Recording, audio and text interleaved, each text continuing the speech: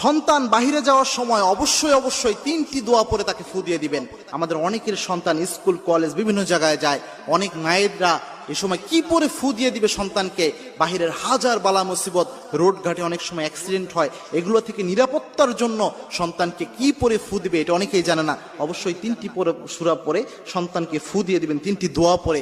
এই 3টি দোয়া রাসূল সাল্লাল্লাহু আলাইহি ওয়াসাল্লাম নিজে প্রেসক্রাইব করেছেন এবং অত্যন্ত অথেন্টিক হাদিস, সহিহ হাদিসের মাধ্যমে এই 3টি দোয়া প্রমাণিত। রাসূল সাল্লাল্লাহু আলাইহি ওয়াসাল্লাম, সাহাবে একরাম এই 3টি আমল করতেন। প্রথম যে দোয়াটা রয়েছে এটা তিরমিজিতে হাদিস এসেছে, রাসূল সাল্লাল্লাহু আলাইহি ওয়াসাল্লাম নিজে বলেছেন।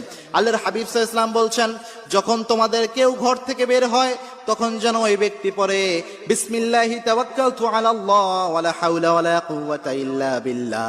এই দোয়া পড়ে যেন নিজের মধ্যে ফু দেয়। এটা যদি পড়তে পারে ওই ব্যক্তিকে আল্লাহ নিজে হেফাজত করে দেয়। সুবহানাল্লাহ। কোনো ব্যক্তি যদি ঘর থেকে বের হয়